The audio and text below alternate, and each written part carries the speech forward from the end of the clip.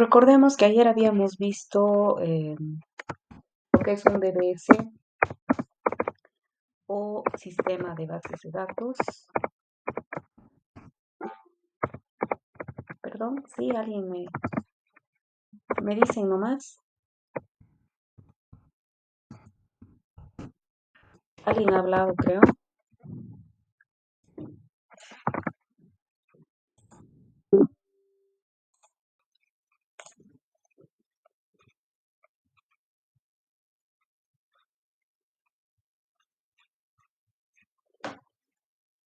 Ah, quizás sea eso. Gracias, José. Pero me estresa que solamente hayan 56 acá. De hecho, ya me estresé ayer porque dije he empezado clases y habían muy pocos, ¿no? A comparación de los 160 que aparecían en el grupo. Ya. Entonces, un sistema de bases de datos, habíamos dicho que era un sistema para archivar usando la computadora, ¿no? Para archivar información usando la computadora. Habíamos visto además que los componentes de un sistema de bases de datos eran los datos, software, el hardware y los usuarios. El software que se usa es el sistema gestor de bases de datos, en inglés Database Management System, ¿no? Sistema gestor de bases de datos, en inglés Database System.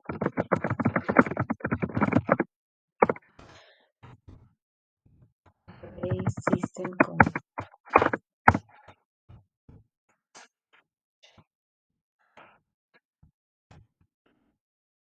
eso por un lado, y por otro lado tenemos el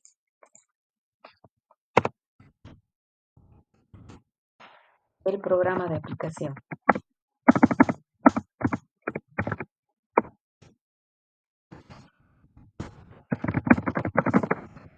Entonces ustedes pueden hacer su base de datos o sea, pueden usar como gestor SQL Server, que la ventaja es que es gratuito, libre, o sea, para enseñanza es libre, SQL Server, o sea que se lo pueden bajar de Microsoft.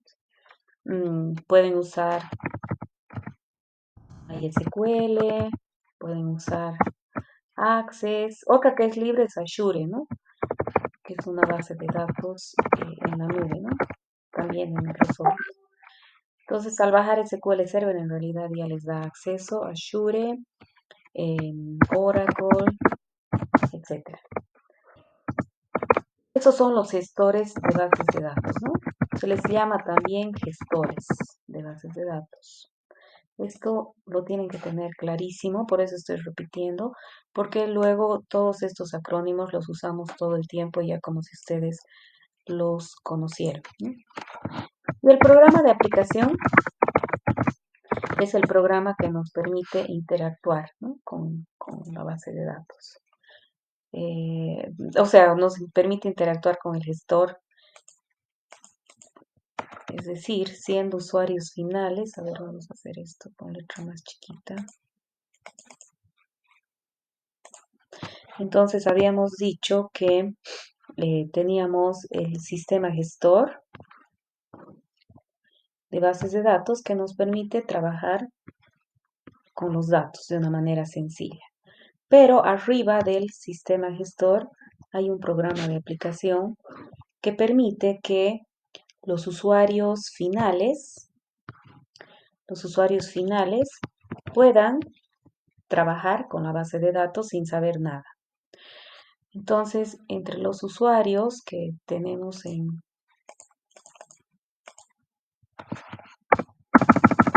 tenemos los finales, los programadores de aplicaciones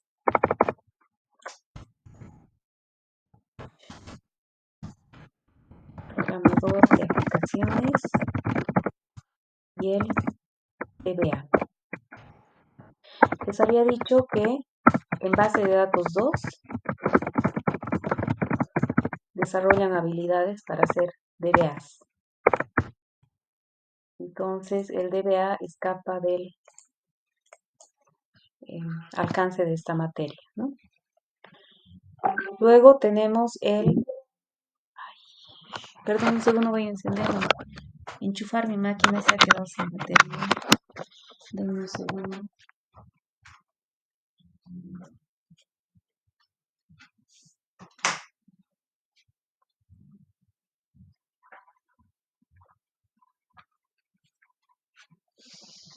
Perfecto.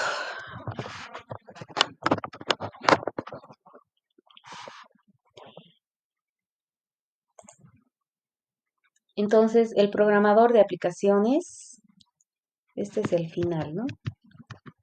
El programador de aplicaciones trabaja directamente con el gestor, pero hace los programas de aplicación, ¿no? Entonces, en la materia van a desarrollar habilidades para ser programador de aplicaciones. Esto es en base de datos 1. Y el DBA, lo vamos a pintar de amarillo. El DBA es un usuario que tiene que dominar bases de datos. También trabaja directamente con el gestor. Ya eso es lo que habíamos visto ayer. Además habíamos visto las ventajas de las bases de datos y habíamos visto que la razón de ser de las bases de datos es lograr la independencia de los datos, ¿no? Que los programas, que los datos sean independientes de los programas.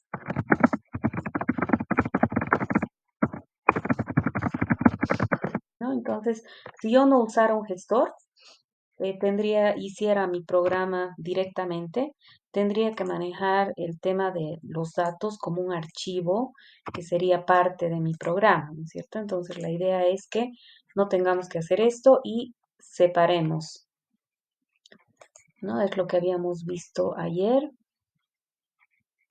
Vamos a aprovechar que está aquí. Entonces, habíamos visto que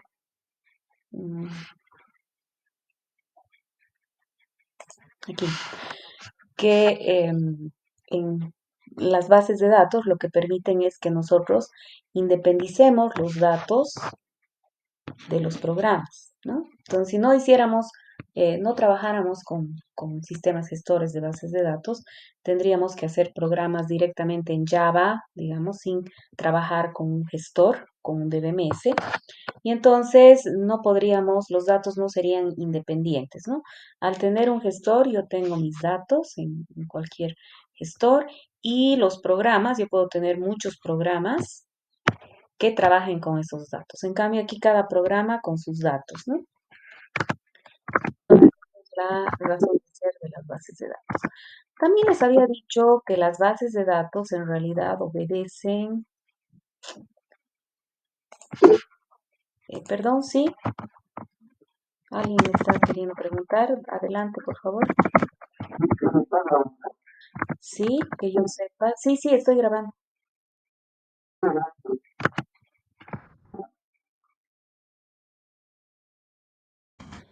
Entonces, detrás de todo gestor existe un modelo teórico. Es súper importante que nosotros entendamos ese modelo teórico para poder utilizar adecuadamente la base de datos. Por eso es que el contenido en esta materia es justamente entender bien ese modelo teórico y usamos como medio la tecnología para ver, ¿no? Entonces, el modelo en el que se basan todas las bases de datos que les he mostrado es el modelo relacional. Pero también existen, el modelo relacional da lugar a las bases de datos, a los gestores, a los DBMS relacionales. Aunque en la terminología común se habla de las bases de datos relacionales, ¿no? pero en el fondo lo que es relacional es el gestor, ¿no? Luego tenemos el modelo lógico,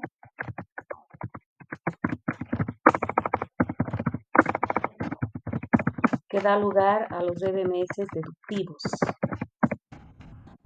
Ejemplo, Datalog. Ejemplos de DBMS relacionales: SQL Server, Access, MySQL, Oracle, etc. Y el modelo orientado a objetos da lugar a los DBMS orientados a objetos. Ejemplo, Orión.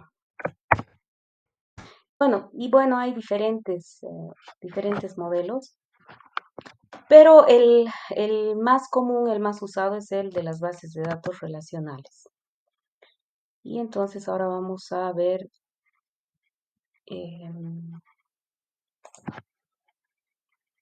estamos acá.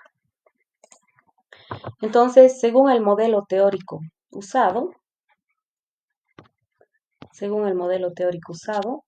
las bases de datos son relacionales, orientadas a objetos, deductivas.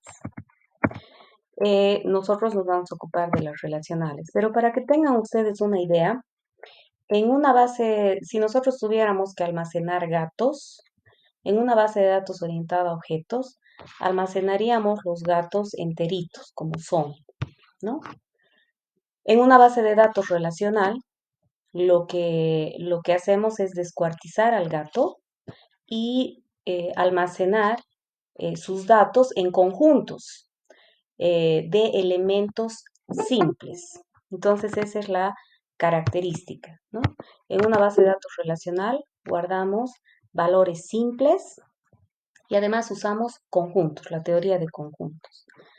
Entonces, esa es la idea clave, digamos, de las bases de datos relacionales. Dentro de lo que son las arquitecturas, existe una arquitectura que nos permite representar los gestores de bases de datos. Entonces, en realidad, cuando yo pienso en la base de datos, yo puedo tener diferentes vistas de los datos. Entonces,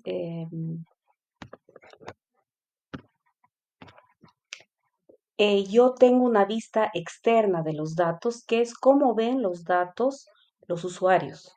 Entonces, por ejemplo, yo tengo un usuario que es un docente, digamos. Tengo otro usuario que es un estudiante. Otro usuario que es el director de carrera, digamos, ¿no? O autoridad, pondremos. Entonces, son diferentes usuarios. De acuerdo al tipo de usuario, la base de datos para cada usuario va a ser diferente. Por ejemplo, para mí, ¿qué es la base de datos de la universidad? Vamos a tomar como referencia siempre la universidad porque es algo que todos conocemos, entonces nos va a servir como medio para poder entender bien los conceptos.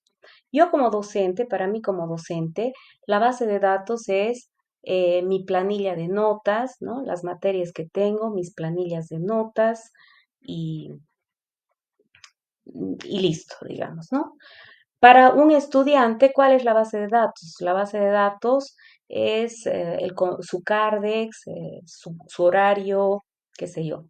Para una autoridad, la base de datos va a ser los reportes que puede sacar, el detalle los docentes, los horarios de los docentes, qué sé yo. Obviamente, de acuerdo al usuario, va a tener más acceso a la base de datos, ¿ya? Entonces, es como que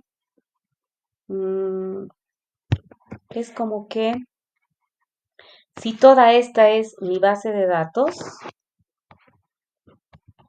de acuerdo al usuario,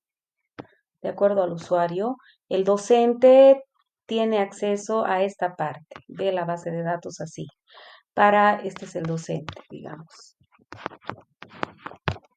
¿Sí? Un estudiante que es otro usuario ve los datos de otra manera, tiene acceso a ciertas partes de los datos.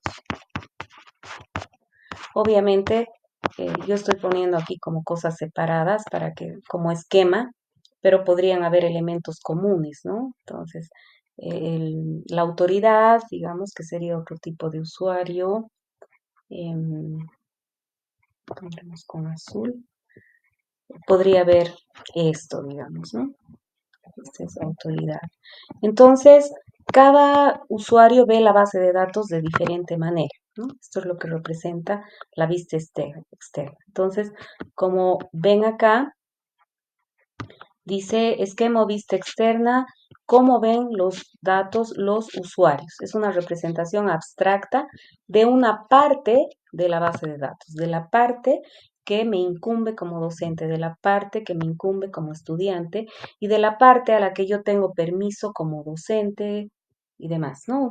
Ustedes, por ejemplo, pueden ver su Cardex, pero no pueden ver el Cardex del resto de sus compañeros. Yo puedo ver mis notas, puedo modificar mis notas, pero otro docente no puede modificar mis notas. ¿Sí? Entonces esa es la idea. La vista conceptual global vendría a ser cómo se ven los datos en general. O sea, la vista conceptual vendría a ser,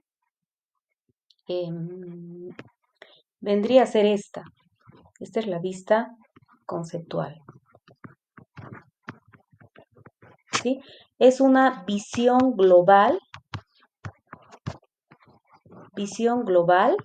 de la base de datos,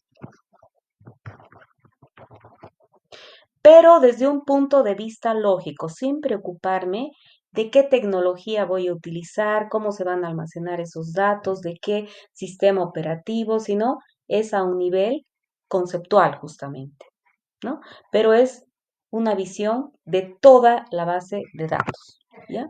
Por eso es que se habla de la vista conceptual global, ¿ya? Entonces, la vista conceptual global es una representación global de los datos. Representación abstracta de la base de datos. ¿Por qué se dice abstracta? Porque no es la base de datos real, ¿cierto? Es independiente de la tecnología y del equipo. Y la vista interna es cómo se representan los datos físicamente. Aquí ya tiene que ver la tecnología que voy a utilizar, qué gestor, qué sistema operativo y demás. Entonces, gracias a esta arquitectura, se puede trabajar a diferentes niveles, ¿no es cierto? Cuando yo diseño una base de datos, por ejemplo, tengo que trabajar a este nivel, porque no me interesa la tecnología, no me interesa qué usuarios voy a tener por el momento, sino me interesa toda la base de datos, sin preocuparme en detalles físicos de implementación, ¿no? Que estarían acá. Esa es la arquitectura ANSI Spark y es una arquitectura estándar que me permite representar datos, ¿ya? Bueno, también se tiene la arquitectura, esta arquitectura cliente-servidor, en la que yo puedo tener diferentes escenarios. Yo puedo tener, em, este es el cliente y este es el servidor. Entonces, el servidor es donde está la base de datos, donde está el DBMS. Y el cliente es el programa, el programa de aplicación, ¿no es cierto? En esta arquitectura yo puedo tener esto en una sola máquina, o sea, que es lo que haríamos nosotros ahora, por ejemplo, eh, en la materia, podríamos, o ustedes si es que desarrollan un sistema, tendrían la base de datos en su máquina y el programa de aplicación en su máquina. Entonces tienen el cliente y el servidor en su propia máquina. Pero podría tener otros escenarios, el cliente en una máquina y el servidor en otra máquina. O podría tener varios clientes y un servidor en una red. O podría tener un híbrido, ¿no? Que tengo clientes que van a utilizar este servidor, o puedo tener este servidor que van a usar van a ser usados por estos clientes, ¿no? Entonces, es una perspectiva más amplia de la implementación de sistemas de bases de datos, ¿no? Entonces, vamos a ver ahora el modelo relacional, que es la teoría formal de las bases de datos relacionales, y es una forma de ver los datos. Los aspectos que se consideran en el modelo relacional es la estructura, que en realidad son relaciones. Y las relaciones en realidad son conjuntos. Entonces vamos a ver ahora eso. Vamos a ver las relaciones que en el fondo son conjuntos. De ahí viene el nombre modelo relacional porque trabaja con relaciones y esas relaciones no son más que conjuntos. Por eso es que acá les mostraba, por eso es que acá les mostraba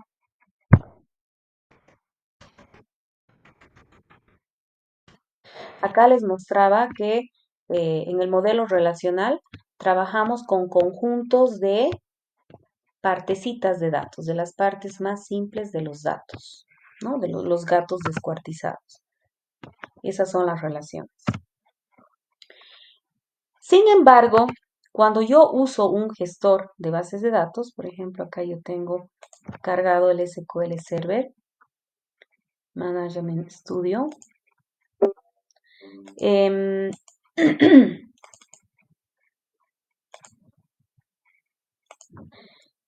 Cuando yo veo esta mi tabla, esta mi base de datos alumno, esta mi tablita alumno, yo estoy viendo esto como si fuera una tabla, pero en el fondo, como estoy utilizando un gestor de bases de datos relacionales, esta tabla es en realidad un conjunto, ¿ya? Entonces es más o menos como cuando ustedes, a ver, para que se ubiquen, si yo quisiera implementar, imagínense que están en programación, una de sus materias de programación, y les dicen que implementen el juego de damas, digamos. ¿Cómo representarían el tablero?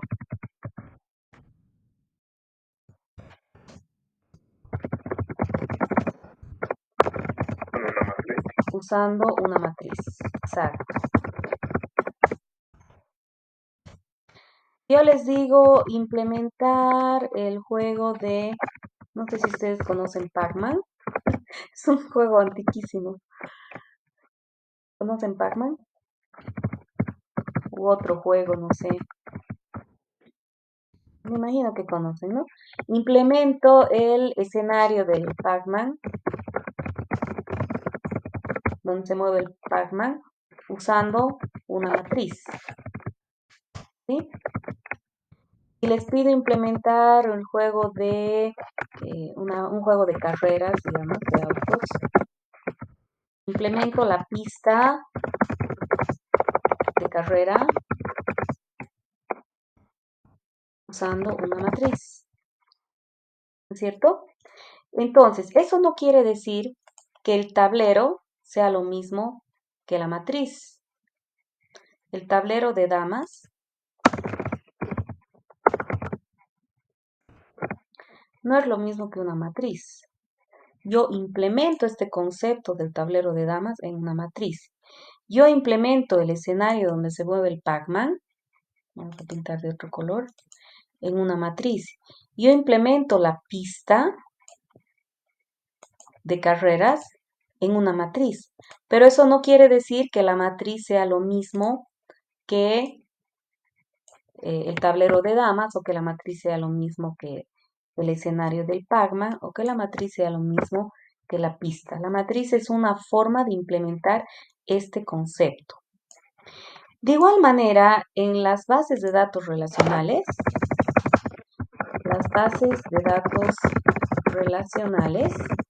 implementan las relaciones en tablas. Entonces, estas tablas vendrían a ser como las matrices de las que hemos hablado acá. Las bases de datos deductivas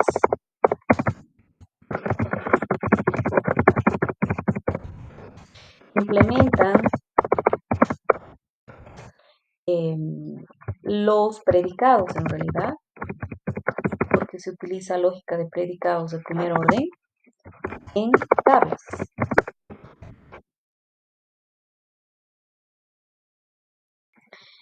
Y en el modelo orientado a objetos también. Las bases de datos orientadas a objetos implementan los objetos, ¿no? Los objetos que voy a ver en tablas. Entonces, cuando yo uso un gestor deductivo, también voy a ver tablas, voy a ver así. Cuando uso un orientado a objetos, también voy a ver así. Lo importante es el concepto que hay detrás. No sé si me he dejado entender. Entonces, nosotros lo vemos así por razones prácticas, para que el usuario esté cómodo. Una tabla es legible, ¿no? El usuario está acostumbrado a las tablas, entonces es la mejor manera de mostrar al usuario. Pero en el fondo, esta tabla no es una tabla, sino es una relación, si estamos en el modelo relacional. Entonces, la relación se implementa como tabla. Cada fila de la tabla o registro se llama tupla. Cada columna, esto se llama atributo. En una relación, yo tengo un atributo que se llama clave primaria, que es una columna que no tiene repetidos, que tiene valores únicos. Los atributos tienen un dominio, que son los posibles valores que puede tener. Por ejemplo, el dominio de sexo es M y F. La cardinalidad de una relación es el número de filas de la tabla. Y el grado o aridad de la relación equivale al número de columnas en la tabla. Entonces, este es el concepto teórico en realidad y este es el equivalente en la forma en la que estamos implementando. Entonces, si yo veo esta relación R1, en el gestor la voy a ver así, como tabla, pero en el fondo es esto, ¿ya? En el fondo es esto, R1. En el fondo son conjuntos. Entonces, una relación es un conjunto de tuplas. Entonces, esta es una tupla. Puedo decir primera tupla, aunque no hay orden, pero para que nos entendamos, segunda, tercera. En este caso, esta relación tiene 5 tuplas. Esta y esta que están representadas acá. Y cada tupla es un conjunto de pares, atributo, valor de atributo. Entonces, si ustedes se fijan, a ver, voy a pintar. Vamos a pintar, ya. Si pienso en este atributo, por ejemplo. Este atributo tiene 2 C1, tiene C2B, tiene C3M, tiene C4, 4. Entonces, esa es una tupla. Entonces, cuando yo estoy viendo esto, en realidad me tengo que imaginar esto, porque esto es lo que representa una tabla. ¿Me dejo entender? Entonces, por ejemplo, acá en SQL Server, aunque yo estoy viendo 1, Juan y M, en realidad es un conjunto de pares CI1, nom Juani, sexo M. Cierro llaves, ¿no? Y así. No sé si.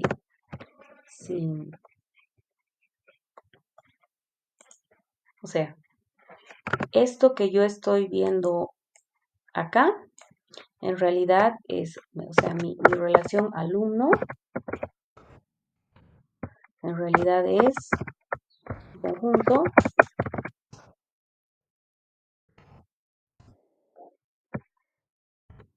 un conjunto de pares, ¿no? Entonces tengo CI, vale 1. Nom, vale Juan.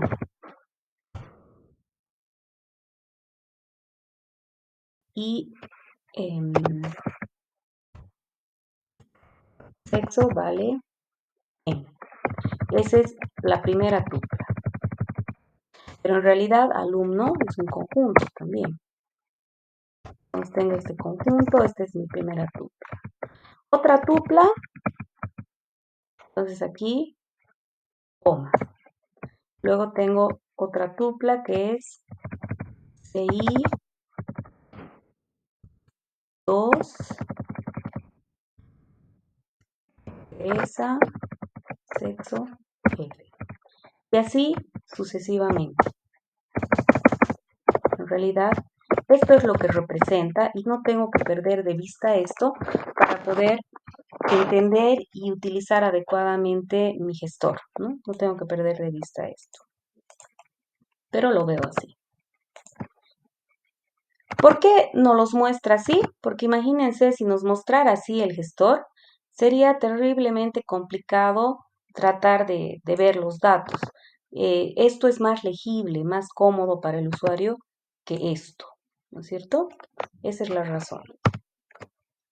Ahora, una relación cumple 4 propiedades. En una relación no existen tuplas repetidas. Y eso se hereda de los conjuntos, ¿no? En un conjunto yo no puedo tener elementos repetidos. Entonces, si pienso en conjuntos,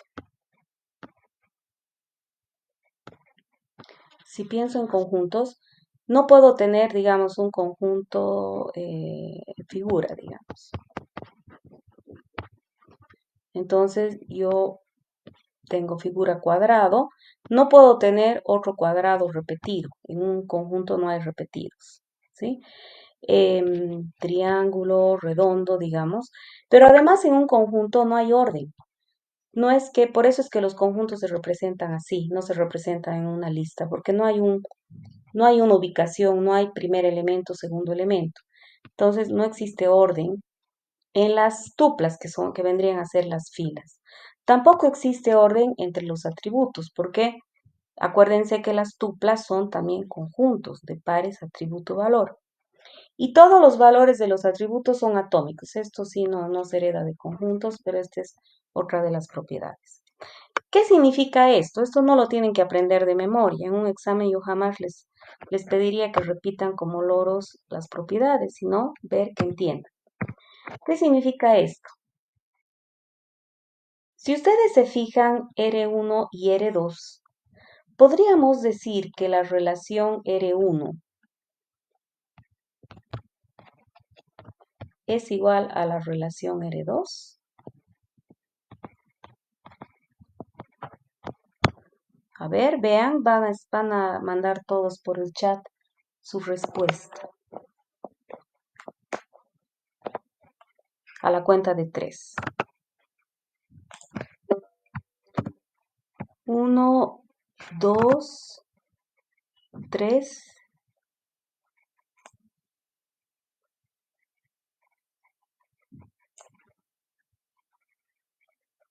Ya. La respuesta es sí, porque si ustedes se fijan, tenemos 1AF2, 1AF2. He puesto con los mismos colores. 2BM4, 3CM1. O sea, tenemos los mismos datos, pero en diferente orden. Eso quiere decir que R1 es lo mismo que R2, porque justamente no existe orden en las tuplas. Tampoco existe orden en los atributos. Entonces, nosotros, gracias a esto, podemos decir que la relación R1 es igual a la relación R3. ¿Están de acuerdo?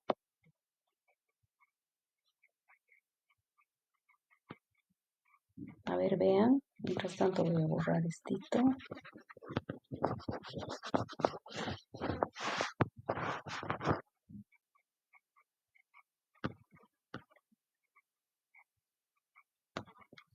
¿Se ve? Si ustedes se fijan, yo tengo C11, C11, C2A, C2A, C3F, C3F, C42, C42.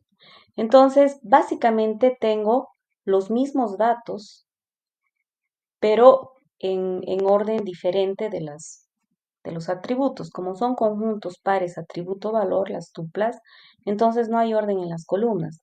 Por eso es que la relación R1 es igual a la relación R3. Y la relación R2 también es igual a la relación R3, ¿no? Porque lo importante son los datos que se están guardando. ¿Está claro? Y la otra propiedad, no existen tuplas repetidas. Eso quiere decir que R4 no es relación. ¿Por qué? Porque tiene filas repetidas. En una relación jamás puedo tener filas repetidas. Esas son las tres propiedades de las relaciones y nos falta una. ¿Hasta aquí han entendido? Si tienen alguna duda, pregunten, por favor.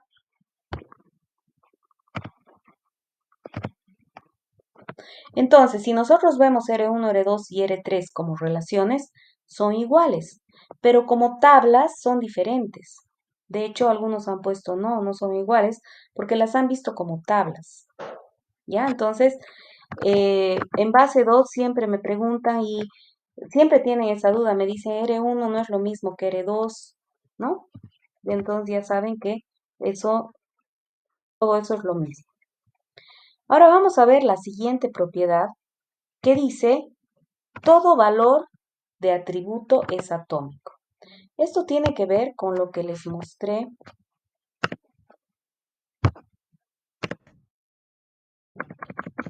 con el gato que les mostré. Estos vendrían a ser los valores de los atributos, estos gatitos. Estas caritas, las colitas, todos los valores de los atributos deben ser simples, no pueden ser complejos como acá.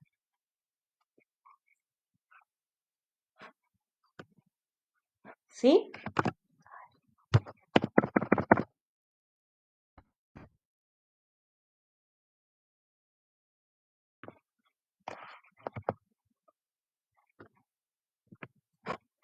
Aquí, si esto yo estuviera guardando en una tabla, los valores de atributo vendrían a ser estos gatos. Y estos son datos complejos. Entonces, esto no obedece al modelo relacional.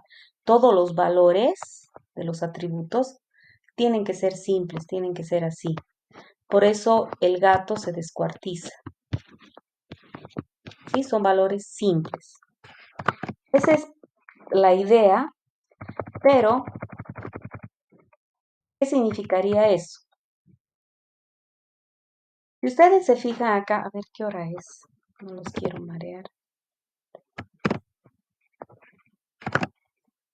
Si ustedes se fijan acá, ¿cuáles serían las tuplas? Aquí yo tengo una tabla Cardex y aquí tengo una relación Cardex. Esta tabla que tengo acá no es una relación, es una tabla, porque los valores de sus atributos no son atómicos. ¿Cuáles son los atributos de esta relación? CI es un atributo, nombre es un atributo, notas es otro atributo. Entonces, Cardex tiene 3 atributos.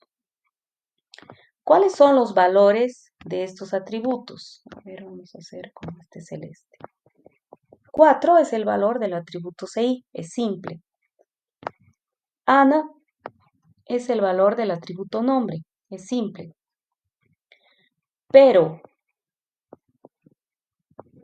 todo esto, que son las notas, es el valor del atributo notas. Entonces, este valor no es simple, es como los gatos, ¿sí? Por eso es que esta como tabla está perfecta, pero no es una relación, ¿no? Entonces, aquí yo estoy guardando el carnet del estudiante, el nombre del estudiante y la tabla de notas del estudiante. El carnet del estudiante Tito, el nombre del estudiante que es Tito y la tabla de notas de Tito. Entonces, esta representación es válida, pero no es una relación, es una tabla, ¿no? Entonces es como guardar gatos enteros. Yo los tengo que descuartizar para poder guardarlos en una relación. En cambio, estos mismos datos yo los estoy representando en una relación. Entonces, en una relación, yo no puedo tener esta tabla notas. Todo tiene que estar al mismo nivel. Entonces, tengo CI, nombre, sigla, gestión y CALIF. Entonces, aquí tengo el valor del atributo CI, 4, el valor del atributo nombre, Ana, el valor del atributo sigla, el valor del atributo gestión, el valor de CALIF. Otra vez, entonces acá tengo 1, 2, 3, 4, 5, 6, 7, 7 tuplas. En cambio acá tengo 3 supuestas tuplas, porque no son, ¿no? Tendría una para cada alumno. En cambio acá tengo una para cada inscripción, si queremos, ¿no? Esa es la idea. Entonces esto es una relación, esto no. ¿Está clarísimo? Ya, gracias por contestar. Ahora, ¿qué ganamos? ¿Qué ganamos con las relaciones? ¿Cuál será la ventaja de las relaciones? Si yo les diera a escoger entre cuál de las dos representaciones elegir, si tabla o relación, si me quedo con la tabla o me quedo con la relación, ¿cuál elegirían? A ver, todos van a votar en el chat. A la cuenta de 3 van a votar. ¿Cuál de las dos elegirían? Pero todavía no voten. Van a escribir, uno va a ser tabla y dos va a ser relación. Voy a poner acentos. Entonces, vean cuál les gusta más y van a votar.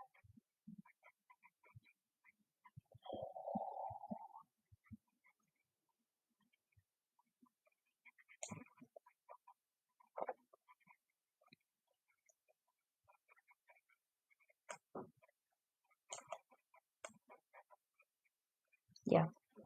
A la cuenta de 3 van a mandar. Ah, ya están mandando. 1, 2, 3. Manden.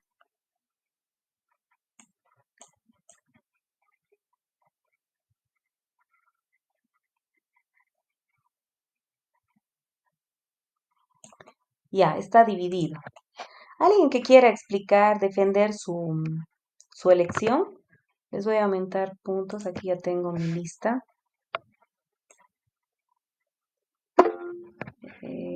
¿Quién eres? Espérenme un segundo. Espérame un segundo. Mm,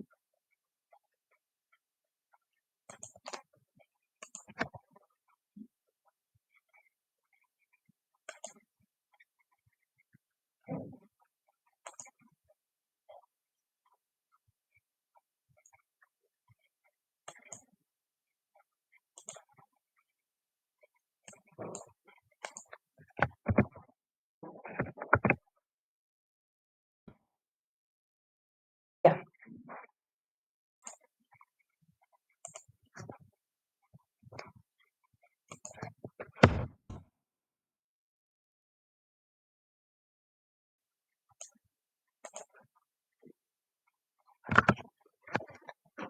Listo. ¿Quién quería?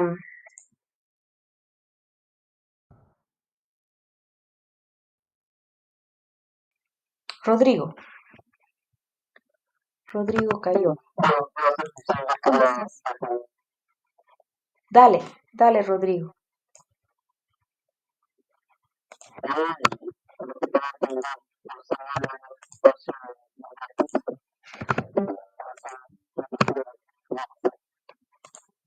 Espera un segundo. ¿Tú piensas que la relación ocuparía menos? No sé qué ha pasado, no puedo. No me deja editar. Ya, ni modo.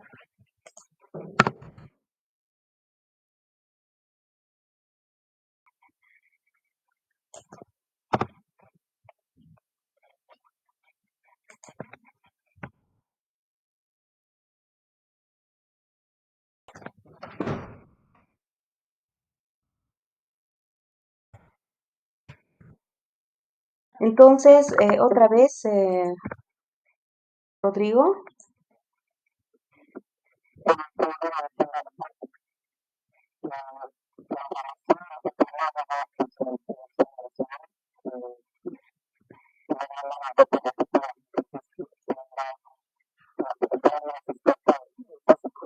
o sea, esta es una tabla por si acaso. ¿Cuál eliges, la tabla o la relación? Eliges la tabla, porque por lo que se están repitiendo datos acá, ¿no? Por lo que se está repitiendo esto. Ya. Gracias, Rodrigo. ¿Y a alguien más que quiera participar? Claudio,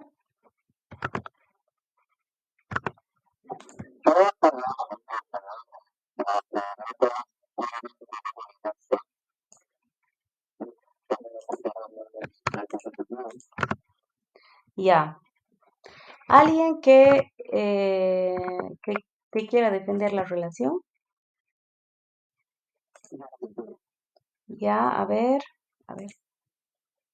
¿Quién? ¿Dorian? Ya. Dale, Dorian.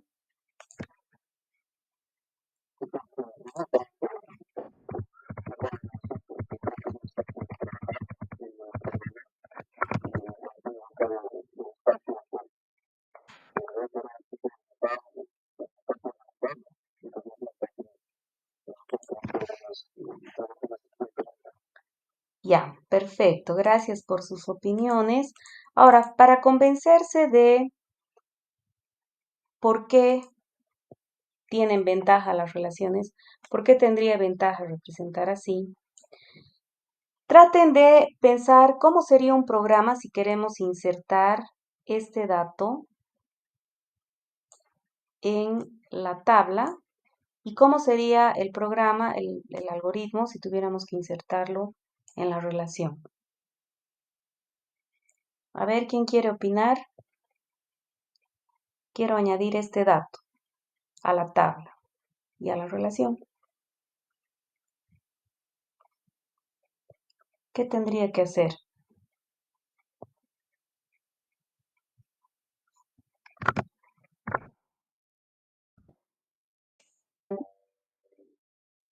¿Quién quiere opinar?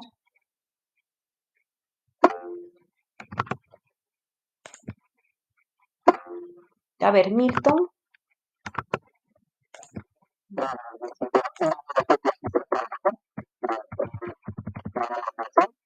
Ya, en la relación tendría que poner al final. Entonces, a ver, voy a borrar para que se entienda bien. Entonces tú dices simplemente tendría que poner 7, Susi, tata, 90. Ya. Y en la tabla, ¿qué tendría que hacer?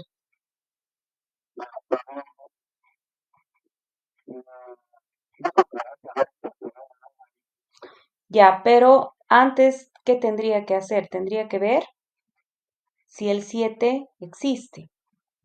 Como no existe, entonces creo 7, Susi, le creo la tablita Susi y coloco sus datos. Inf, no sé qué, 90. Y ahora si quisiera insertar 4, este otro dato, ¿qué haría en la relación?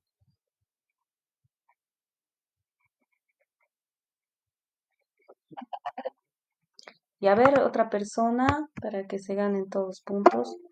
Raúl, a ver, buenas.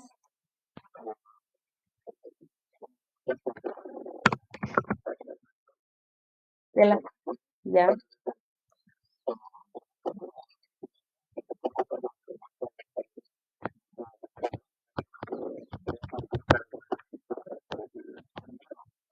ya, perfecto. Entonces en la relación añado al final. No me preocupo de qué datos sean. En cambio, acá tengo que buscar. Existe 4 Ana, así ya existe. Entonces, ya no tengo que crearle una tabla, simplemente añadir acá ese nuevo dato. Entonces aquí se ve la ventaja de las relaciones. La ventaja de las relaciones es su simplicidad. Independientemente de los datos que yo vaya a añadir, la operación insertar es simple, añadir al final. En cambio acá, dependiendo de la estructura, se me va a complicar. Cuando yo quiera añadir a alguien, voy a tener que ir buscando en la estructura dónde tendría que entrar, ¿no es cierto? Entonces, esa es la gran ventaja de las bases de datos relacionales. Ahora, es cierto, lo que todos ustedes han notado, aquí tenemos redundancias y esas redundancias no son buenas, pero esto tiene que ver con el diseño de la base de datos. O sea, yo aquí les he puesto un diseño malo. Entonces, al diseñar la base de datos, yo voy a ver que no existan esas redundancias. ¿Ya? ¿Está claro? Entonces, fíjense que en una tabla yo tengo que hacer dos implementaciones diferentes para la misma operación. Esto en una tabla, para este ejemplo. En cambio, en una relación, la implementación es la misma.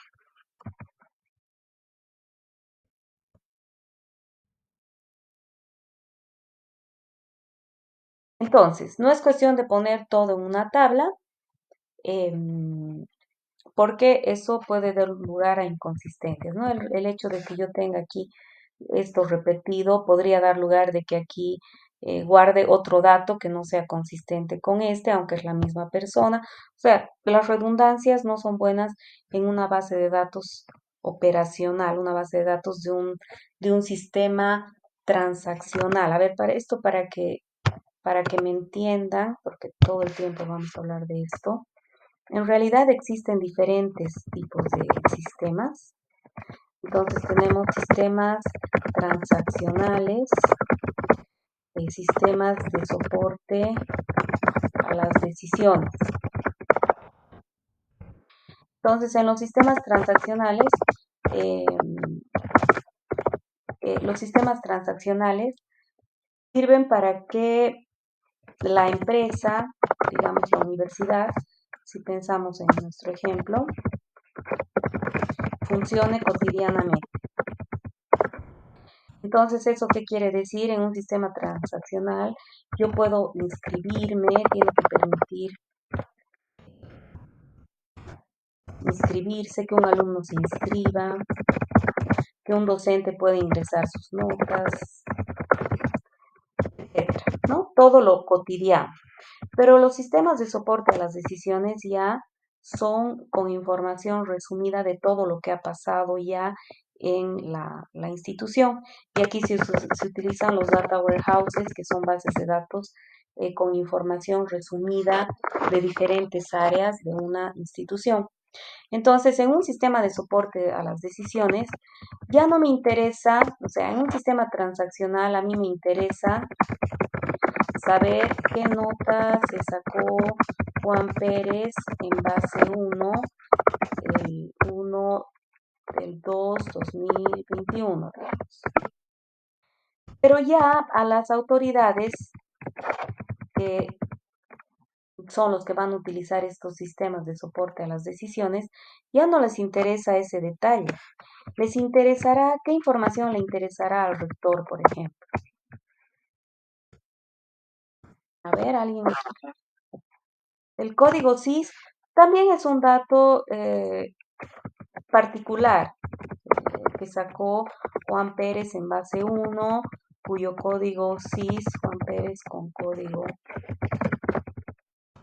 SIS es tanto. A ver, si ustedes fueran rectores, ¿qué les interesaría ver? Necesitan saber estadísticas, información estadística,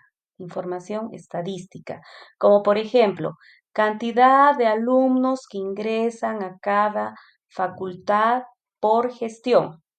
Entonces, el rector puede ver cuál es el comportamiento de los últimos 10 años para estimar cuál va a ser el crecimiento estudiantil y en función a eso hacer su presupuesto para ¿no es cierto? Para hacer nuevos edificios, nuevas aulas, qué sé yo, ¿no? Para planificar el futuro, ¿no?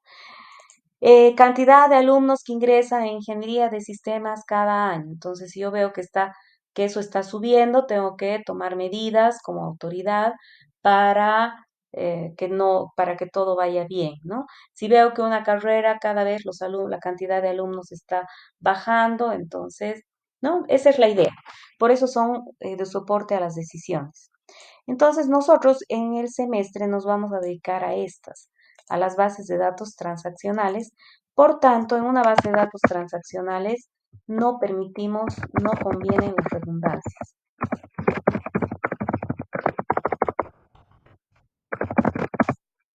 porque son datos que todo el tiempo van a cambiar. Bueno, esto vamos a retomar después, pero para que tengan una idea. En cambio, en los data warehouses ya se guarda información consolidada, información que ya pasó, lo que pasó en la universidad. Cada año, entonces, o cada gestión, se alimenta el data warehouse con información estadística de lo que ya pasó. Pero ya no nos interesa el detallito de que qué nota se sacó tal persona en tal materia, sino global, ¿no? Cantidad, promedio por no sé qué, ¿no? Entonces, esto ya no va a cambiar. Y entonces aquí sí se pueden permitir redundancias, ¿ya? Pero bueno, ahorita lo único que me interesa que ustedes tengan en mente es que no nos gustan las redundancias en un sistema transaccional. Entonces, en un sistema transaccional no me conviene tener esto, ¿ya? Pero eso después vamos a ver. Entonces, esto tiene que ver con el diseño de bases de datos. A la hora de diseñar una base de datos, yo tengo que definir cómo voy a estructurar mis datos en relaciones. Entonces, tengo que ver cuántas relaciones o tablas voy a usar. En general se habla de tablas, pero ya saben que en el fondo estamos hablando de relaciones. Es como cuando ustedes hacen un están implementando el juego de damas. Entonces, a ratos dicen la matriz sin querer, pero saben que en el fondo se están refiriendo al tablero, ¿sí? Entonces, más o menos lo mismo se habla de tablas, pero saben que en el fondo estamos hablando de relaciones. ¿Qué guardar en cada tabla o en cada relación? Todo eso tiene que ver con las estructuras, ¿ya? Entonces, ahora, ya, para que no esté tan pesada la clase, ahora vamos a hablar de la integridad de los datos. Cuando hablo de integridad, ¿a qué creen que me esté refiriendo? A veces se dice, no, esta persona es íntegra. ¿A qué creen que nos referimos con integridad? Les voy a aumentar no sé quién me habló, quién dijo estadísticas hace un rato, para que le aumente sus puntos. Se guardan estadísticas, dijo.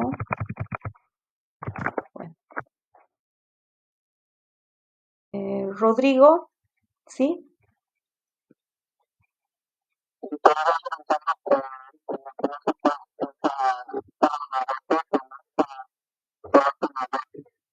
Ya, perfecto. ¿Quién más? Voy a aumentar puntos a los que participen, ya saben.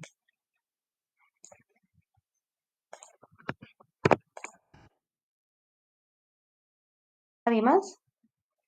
Joel,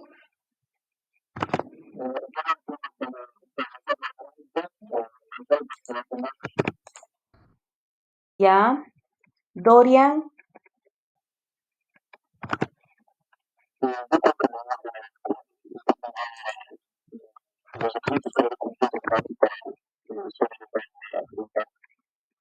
ya. Perfecto. A ver, les voy a mostrar. Denme un segundo. A ver, analicen estos datos y encuentren errores en estos datos.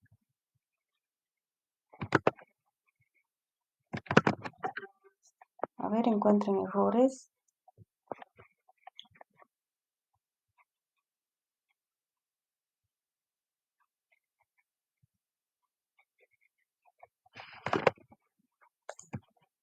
Levanta la mano el que quiera participar.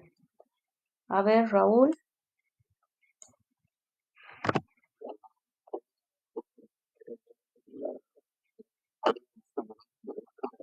Ajá.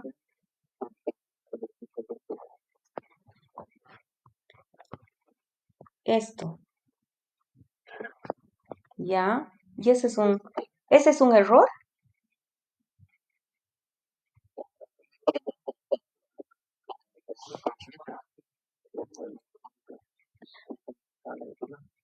Ya. Entonces aquí no hay error, ¿no? Esto es que el alumno 4 tomó un 101, el 9 también tomó un 101. Entonces, este no es un error, no es que se esté, no es una redundancia por si acaso.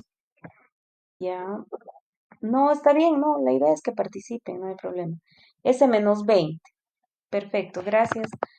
¿Quién eras? Fernández, dame tu apellido. Fernández, Joel. Fernández, Argote, Raúl, ya. ¿Y a quién más quiere participar? Juan Carlos Navarro. A ver, Juan Carlos. Ah, ya. Claudio Navarro. Navarro. Ah, ya, ya. Claudio te tengo que decir, ¿no? Ya, para no olvidarme. Ya. Juan Claudio. Ah, ya, ya, perdón. Ya. Sí, Juan Claudio.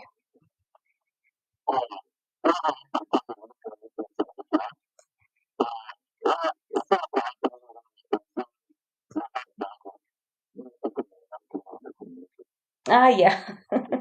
Ya. Perfecto. Perfecto. Entonces, gracias, Claudio. Cuando hablamos de integridad, estamos refiriéndonos a la correctitud de los datos. Entonces, este -20 es un dato no íntegro. Aquí tenemos un problema de integridad de los datos en esta relación R1, porque tenemos una nota negativa y eso no existe. Entonces, un dato incorrecto. Aquí tenemos un peso negativo. Los pesos no pueden ser negativos. Esto también podría ser, no es bueno que utilicemos a veces minúsculas, a veces mayúsculas para verde. Podríamos verlo también como un problema de integridad. Perfecto. Entonces ya saben lo que es la integridad de los datos. En el modelo relacional, entonces, además de contemplar una estructura para organizar los datos, que son las relaciones, también nos tenemos que ocupar de que los datos que almacenemos sean correctos. Y para hacerlo, tenemos que definir reglas, reglas de integridad. Entonces, por ejemplo, les voy a mostrar en Access porque es más facilito. No se preocupen si no pueden bajar, si no usan Access, no pasa nada, ¿ya?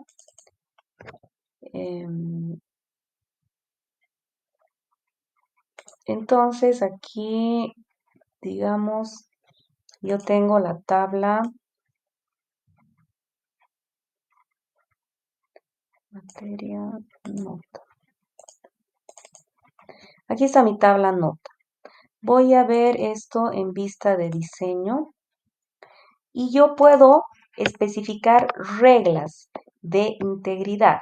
Entonces, por ejemplo, yo aquí he dicho que la calificación tiene que ser mayor o igual a 0 y menor o igual a 100. No sé si llegan a ver esto. A ver, voy a recortar para que puedan ver mejor.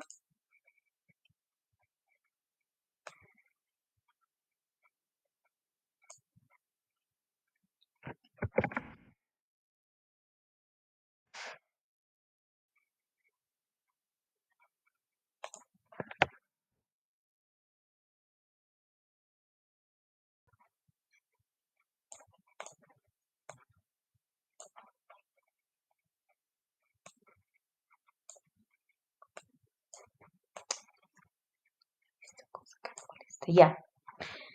Entonces, fíjense, aquí tengo Calif.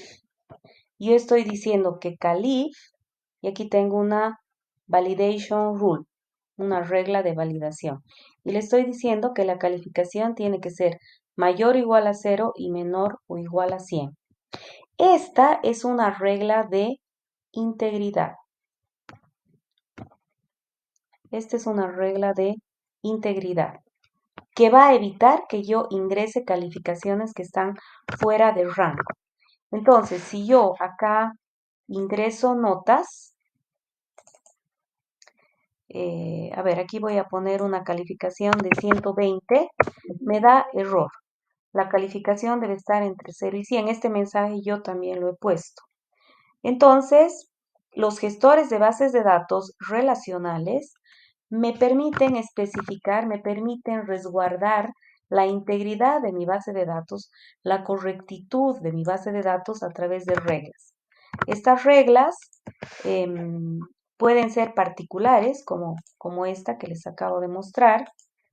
Entonces, ustedes pueden ver aquí. No me va a dejar pasar hasta que no ponga una nota correcta, ¿no? Digamos 50, ya deja pasar, ¿no? Voy a ver la tabla en vista de diseño y aquí vemos que la calificación tiene que estar entre 0 y 100 y aquí fíjense, el validation text, o sea, el texto en caso de que pusieran un valor incorrecto es la calificación debe estar entre 0 y 100. El valor por defecto es 0. Entonces, los gestores me permiten, me dan una serie de mecanismos para que yo pueda especificar reglas de integridad, reglas que eviten que se ingresen datos incorrectos. Entonces, acá no me dejaría ingresar una nota negativa el gestor si yo he especificado la regla, ¿no? Lo mismo puedo hacer con peso. Para el color, por ejemplo, yo puedo poner una máscara de input mask, dice acá, que evita que yo ingrese valores en un formato incorrecto, ¿no? Entonces, hay este tipo de elementos que me aseguran la integridad de los datos. No sé si hay alguna pregunta hasta ahí. Entonces, el modelo relacional me permite especificar reglas para evitar registrar datos que no existen en la realidad modelada. No puedo poner 120 de nota en la universidad, entonces no sería un dato de la realidad modelada, ¿no? Existen dos tipos de reglas, las reglas específicas y las reglas generales.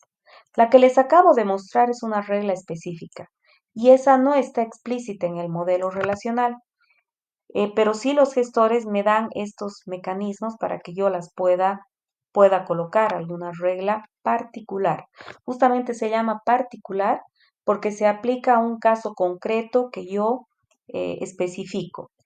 Pero existen otras reglas que son las reglas generales y esas se aplican absolutamente a toda relación. ¿Ya? Entonces, ¿qué hora es? Sí, ya es hora. Ya, perdón chicos, creo que me estoy pasando o sea, la clase está demasiado pesada, pero es que estoy medio estresada porque están atrasados. Entonces ya desde la siguiente vamos a tratar de que sea un poco más equilibrada para que no pierdan la atención. ¿Ya? Entonces, quedamos aquí, continuamos la siguiente clase.